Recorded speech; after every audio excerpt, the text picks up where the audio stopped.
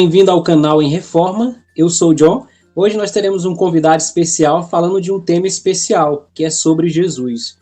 Nós estamos trabalhando uma série de questões cruciais do R6 Pro, e o primeiro vídeo que eu fiz aqui no canal foi sobre quem é Jesus. Hoje eu trouxe um convidado, o nome dele é Ilquias Santos. Ele vai falar um pouco sobre essa temática tão importante para que nós possamos ter um conhecimento mais aprofundado sobre essa pessoa histórica e que pode revolucionar e transformar as nossas vidas. Seja bem-vindo, Ilquias. Que Deus te abençoe. Amém. Seja bem-vindo também você que assiste esse vídeo, né? A gente estava até brincando. E aí, boa tarde, bom dia, boa noite, como é? Então, seja bem-vindo você que está aí em mais um vídeo do canal do John. E é um prazer imenso. O John é um amigo de pouca longa data, mas é de uma amizade profunda e sincera, alguém que tem um amor por Cristo e que Deus colocou esse projeto de compartilhar a respeito do Evangelho pura e simples através aí das mídias sociais. Então, que Deus lhe abençoe, meu irmão. Ótimo. O R6 Pro, Ilquias, você leu o livro também, e já faz um tempinho que eu li esse livro, mas me vem a recordação. O primeiro capítulo, o R6 Pro fala sobre a questão de um Jesus falso e de um Jesus verdadeiro. E aí ele fala assim, o Jesus verdadeiro pode erguer-se, pode se levantar-se diante de tantas coisas que acontecem? Então, é bem interessante que ele vai utilizar uma figura. Eu não parei para prestar atenção quando que o livro foi escrito, mas ele vai utilizar uma figura que de fato aconteceu, né? Aí em um museu, ele vai dar uma limpada numa figura de Jesus, num retrato de Jesus, e acontece que ele derrama solvente, alguma coisa do tipo, ele desmancha totalmente a figura, e ele vai tentando limpar, e ele vai tentando reconstruir a pintura segundo as próprias habilidades ou os conceitos visuais que ele tinha, e ele deturpa por totalmente aquele quadro que era bem caro, da imagem de Jesus. E trazendo para a nossa realidade, parece ser exatamente isso o que as pessoas tentaram e tentam fazer ao longo das épocas, né? Talvez o principal movimento de início escancarado com relação a isso vai vir com o movimento do liberalismo teológico, onde eles são influenciados não mais como a Bíblia como sendo a revelação de Deus, mas parece que o crivo, ou aquilo que teria peso sobre a vida deles, seria um método científico. Influenciados aí pelo iluminismo, pelo positivismo, onde tudo aquilo que não fosse científico deveria ser descartado, eles tentam colocar a Bíblia sob esse crivo. E colocando sobre esse crivo, eles começam não, aquilo que é milagre, aquilo que a gente não consegue entender pela filosofia, aquilo que a gente não consegue entender pela ciência, deve ser descartado, deve ser ressignificado. A gente quer manter a Bíblia pura. Só que, entretanto, nessa pureza, o que eles, no fim das contas, fazem é matar a figura de Cristo como ele é revelado, né? A gente vai ter, por exemplo, o teólogo da ressurreição, que ele vai dizer que as pessoas tinham tanta fé pascal em Cristo Jesus, que ao ver que Cristo havia morrido, eles vão tentando ressignificar. Não, ele morreu, mas a ideia dele vive em nós. Então é nesse sentido que Jesus ressuscitou. É importante lembrar isso porque essa ideia ainda existe no Brasil através aí de um pastor, que eu não vou também citar o nome, mas que ele tem colocado essa ideia em pauta de novo, que Jesus não ressuscitou, né?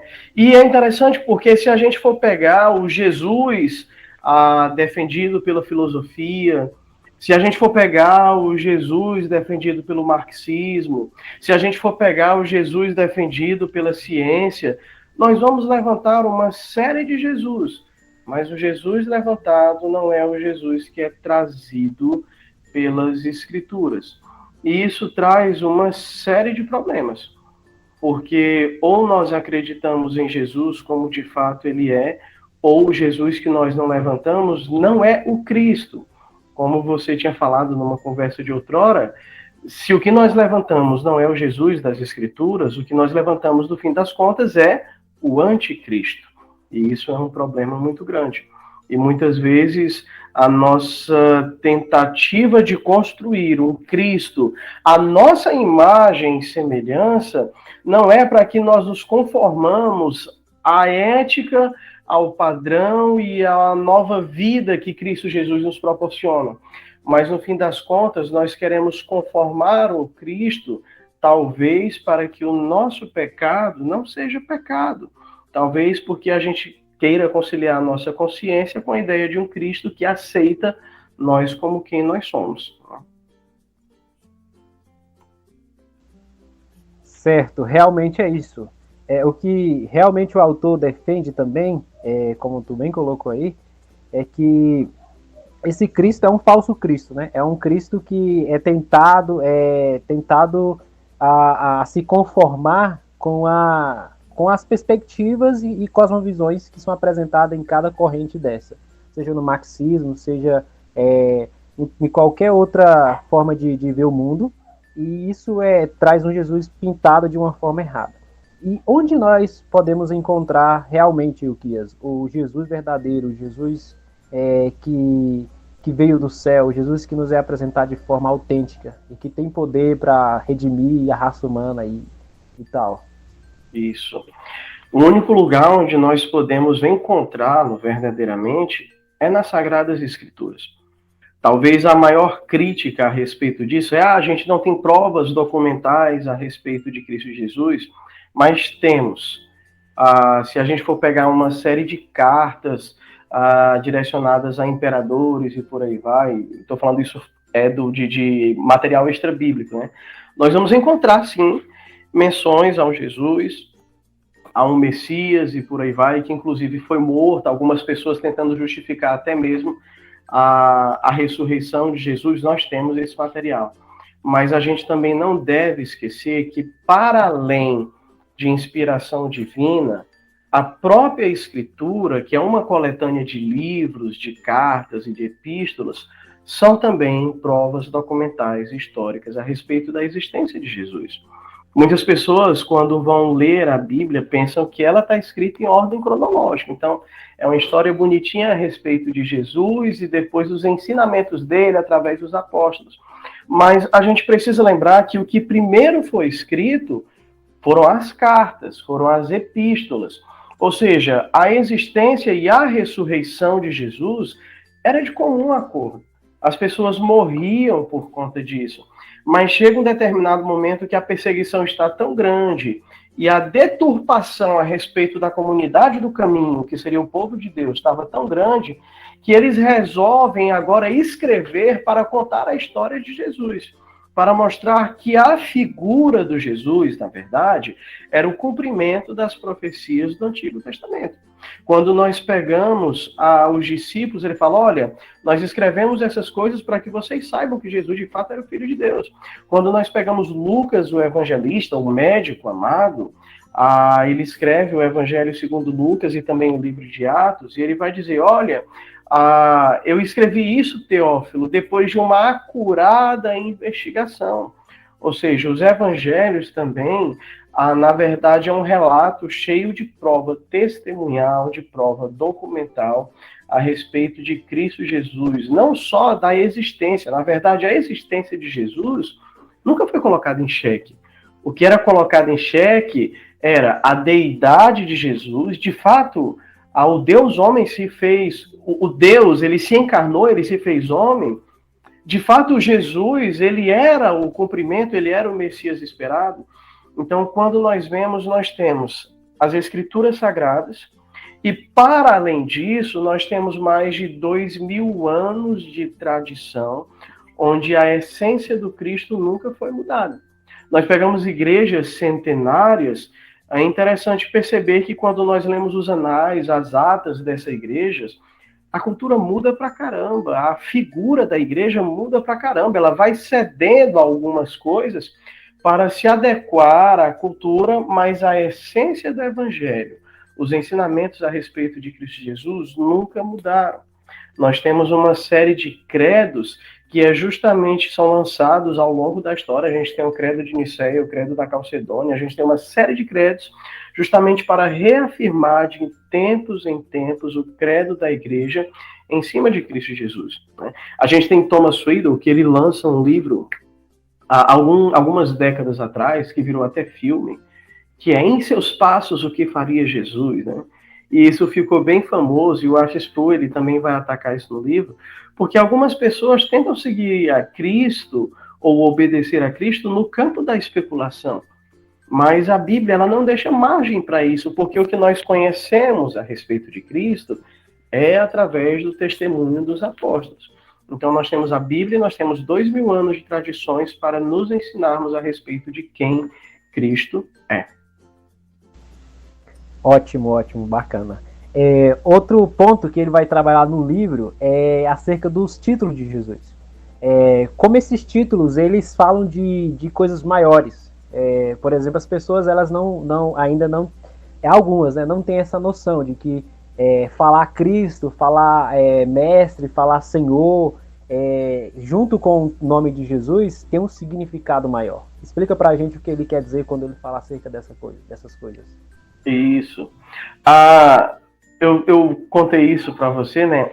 Eu estava numa aula no seminário e o professor, ao tempo todo, ele falava Jesus, o Cristo, e para algumas pessoas soava que ele colocava em xeque, né, a divindade de Jesus, ou parecia que ele tratava Jesus como alguém assim, será se é, será se não é, isso incomodava algumas pessoas, mas o primeiro título, talvez, que é importante nós entendermos, é que o Cristo, na verdade, significa dizer que Jesus, ele era o ungido, né? Ele era aquele ungido esperado, o Messias esperado desde os tempos de Israel. Quando nós pegamos em Mateus 16, se eu não estiver enganado, Jesus, ele vai perguntar para os discípulos, olha, quem o povo diz que eu sou? Ele, olha, você é Elias, ou você é algum dos outros profetas. E ele pergunta, mas vocês, quem vocês dizem que eu sou? E ali Pedro, ele vai juntar justamente os termos em hebraico para dizer, olha, você é aquele que nós esperávamos, você é o verdadeiro ungido, tu és o Cristo. Né? E quando nós pensamos a respeito de ungido de Deus, talvez esse primeiro nome que seja mais forte, nós lembramos que existiram vários ungidos, pessoas que Deus separava, geralmente eram derramado óleo sobre a cabeça delas, né? O próprio Samuel, ele vai, por exemplo, para ungir Davi, e eram pessoas que Deus destinava para um propósito pessoal. E o povo de Israel olhava por essas pessoas ungidas e viam nela grandes figuras poderosas, figuras no qual o Espírito de Deus repousava de maneira sobrenatural para eles fazerem grandes feitos, mas faltavam. Essas pessoas não eram perfeitas. E então vem Jesus Cristo e ele cumpre, ele é de fato perfeito e ele sana totalmente essas imperfeições que faltavam nos homens, né? João Batista mesmo, ele falava, olha, eis o Cordeiro de Deus que tira o pecado do mundo. Quando as pessoas pensavam no ungido, elas pensavam num rei como Davi, em alguém que seria forte e poderoso para quebrar todo o jugo romano. E João Batista, quando ele vê Jesus, olha, vem aquele que eu não sou nem digno de amarrar os calçados. Ele, quem sou eu para que o Senhor, para que eu lhe batize, né? Eu é que deveria ser batizado por você. Mas o próprio João Batista, ele tem o seu momento de dúvida, porque ele é preso e parece que Jesus não se comportaria como libertador de Israel, pomposo, dono de um império. E ele manda os discípulos perguntarem, você é mesmo ungido? É você mesmo ou nós devemos esperar outro? E Jesus vai trazer as profecias, né? Olha, os mudos estão falando, os surdos estão ouvindo, os coxos estão andando. E mais na frente, Jesus também ele vai abrir o livro de Isaías para citar a mesma profecia e vai dizer, o Espírito do Senhor me ungiu. E depois que ele lê toda a profecia, ele fecha o rolo e diz, olha, hoje se cumpriu essa profecia. Então o próprio Cristo se apresentava como aquele verdadeiro levantado de Deus para libertar o povo. muito maior do que a libertação do Império Romano, era a libertação do jugo do pecado. Né? Então, por isso que ele se apresentava como um ungido de Deus. E para mim, uma outra denominação muito forte, né, vão existir várias, Filho do Homem, tem uma música do Kleber Lucas que vai falar aí 500 mil títulos de Jesus, mas tem um que me chama bastante atenção, que a gente vai ver em João, capítulo 1, né, quando Cristo é colocado como verbo, ou Cristo é colocado como sendo logos. Né? No princípio era o verbo estava com Deus, e o verbo era Deus, e o verbo se fez carne e habitou entre nós. Talvez para a gente é estranho, no princípio era o verbo, no princípio era o logos, mas ali João ele já começa atacando toda a filosofia grega. O termo logos, ele não era um termo estranho para o grego. Só para a gente entender, né? Quando o apóstolo Pedro ele vai falar às pessoas para que tenham calma e longanimidade, no capítulo 3 da sua primeira carta, ele vai falar o seguinte: olha, e tenham toda calma e longanimidade para quando as pessoas perguntarem a respeito do logos da sua fé, a respeito dos princípios que governam as atitudes de vocês.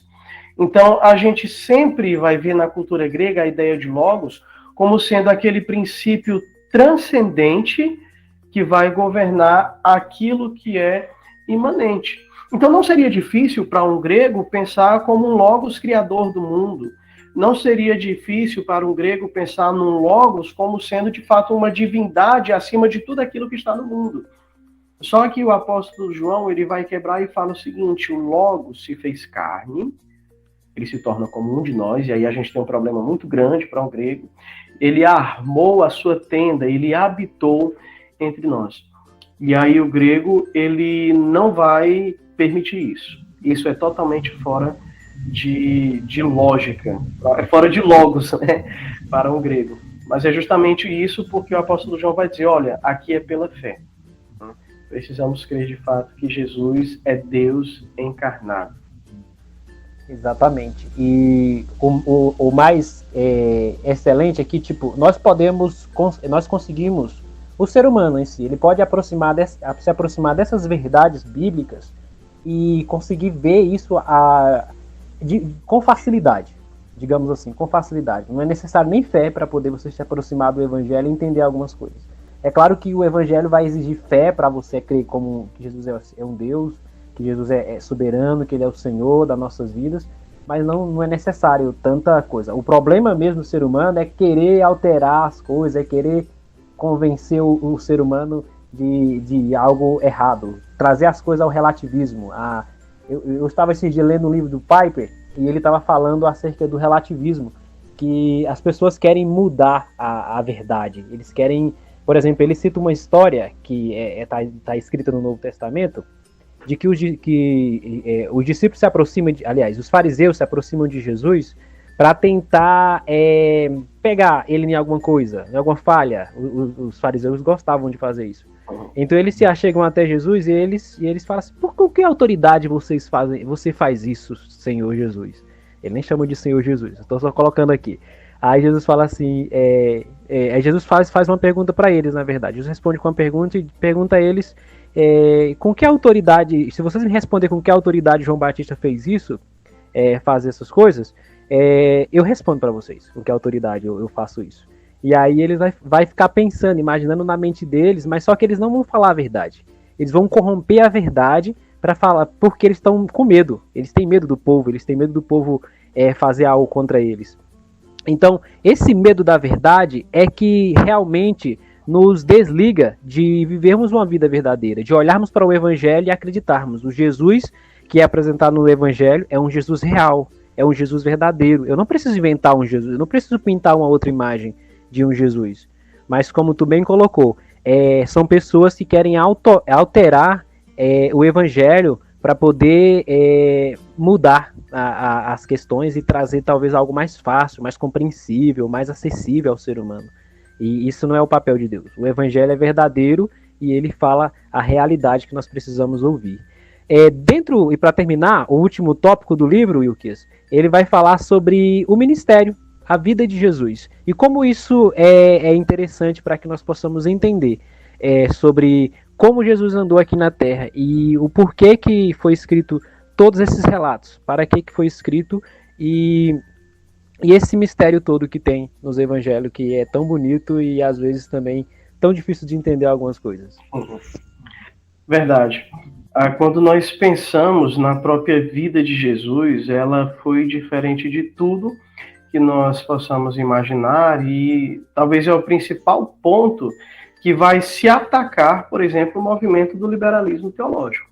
Como eu mantenho a essência de Jesus como Salvador, que é a essência do cristianismo, mas negar a própria origem dele, né? Como que eu mantenho a ciência endeusada e mantenho Cristo como sendo Deus, quando o problema vai começar do próprio nascimento de Cristo Jesus. Porque a Bíblia vai nos dizer, e nós cremos a Bíblia sendo a única regra de fé e prática, que Cristo ele teve o seu nascimento virginal, ele foi gerado pelo Espírito Santo. Isso não se entende pela ciência, na verdade isso é um negacionismo científico, é algo sobrenatural. Então começa justamente a partir daí. Mas nós percebemos que o Mateus, quando ele vai escrever, ele vai justamente desde o início, ele vai mostrar que é um evento sobrenatural. Porque é um anjo que aparece a Maria, aí nós vemos José com toda a piedade querendo deixar Maria em segredo para que ela não fosse apedrejada, mas o anjo também aparece a José, e depois os anjos aparecem aos pastores, e a gente vê anjos indo e voltando e louvando a Deus. Então, até o nascimento de Cristo foi uma série de eventos sobrenaturais que não podem ser negados. Mateus, ele, além de falar que Cristo nasceu de uma virgem, ele também vai dizer, olha, e teve uma série de testemunhas. É isso que ele está querendo dizer a respeito do nascimento de Jesus. Então, a gente tem uma relação que é muito interessante aí, que vai desbancar os conceitos de ciência. Se nós acreditamos, de fato, em Cristo como sendo Deus encarnado. Porque todo efeito, ele possui uma causa. Se eu nasci, eu sou efeito, a causa são os meus pais. Mas se eles nasceram, eles são efeito, a causa são os pais deles. E isso significa dizer que se Cristo nasceu como efeito e ele não tem uma causa humana, significa dizer que coisas podem ter uma criação através de uma causa não causada. Ou seja, o próprio nascimento de Cristo levanta que o universo foi criado. Se você acredita que Cristo nasceu, que Cristo existiu, então você pode acreditar que o universo foi criado ex nihilo, porque é o modo de Deus operar. Aquele que criou o mundo pela sua palavra, gera o Filho eternamente e faz ele ser encarnado por obra do Espírito Santo.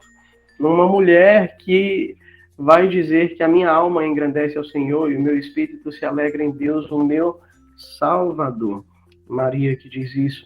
Nós temos também a própria tentação de Jesus, onde nós vemos Jesus como sendo exatamente o segundo Adão, né? É interessante que Jesus é levado para o deserto para ser tentado. Adão é tentado num jardim. Jesus é tentado em fome, e Adão tinha fartura e ainda assim caiu. Jesus não caiu. Satanás, ele leva Jesus para cima, dizendo, olha, tudo isso é seu, mostrando a pequenez. Adão é levado para fora do jardim justamente porque ele desobedeceu, sendo que ele já tinha tudo aquilo à disposição dele. Então, na tentação, Jesus já vai ser comparado ao segundo Adão e ele não peca. Nós temos também a própria crucificação de Jesus, e na crucificação de Jesus nós vemos algo muito forte, porque para além de todo o relato científico da dor que Cristo padeceu sob o poder de Pôncio Pilatos, nós vemos que a maior dor que ele vai relatar é a sua separação, a sua comunhão com Deus. E ele perde a comunhão com Deus por um instante, para que nós tenhamos comunhão eternamente e novamente com Deus. O Agistu, ele vai até brincar que pelo fato de Cristo Jesus ter sido sem pecado, ele poderia ter sido ressuscitado ali, no mesmo momento. E ele vai especular que Deus é tão condescendente para conosco, seres humanos, tão fracos, tão pequenos, que ele coloca 3 dias para que, de fato, nós tivéssemos a certeza que Jesus morreu e que ele ressuscitou. E por isso nós podemos descansar nele. E por fim, nós também temos a ascensão, né? Ninguém gosta de despedida. Despedida é um troço ruim. Eu me mudei recentemente de Corrente, onde eu passei 8 anos, para cá, para a região, né, de Floriano, Barão de Grajaú.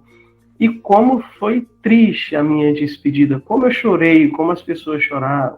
Parece até um ponto final. A gente prefere o até logo, né, que é quando o ponto cede para a vírgula.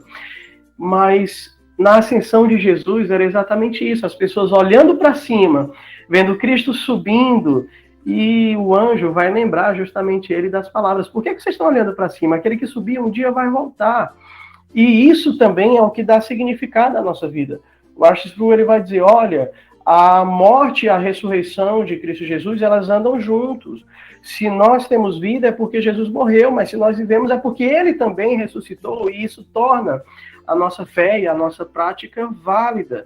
Mas nós também temos que dar importância à ascensão de Cristo Jesus, porque nos lembra que um dia ele voltará. Aquele que é o leão da tribo de Judá, mas que também é o cordeiro, ele há de voltar em glória para julgar a todos os homens. Amém, amém. Muito bom mesmo. Saber sobre esse Jesus real. Esse Jesus real, ele é mais atrativo no sentido de que é algo que traz uma esperança real para nossas vidas, né? Uma preciosidade para nós. O Jesus que é inventado, ele não tem um poder salvífico, um poder de transformar nossas vidas, de regenerar-nos, de trazer-nos piedade e justiça. Esse é o Jesus real que é apresentado nas Sagradas Escrituras.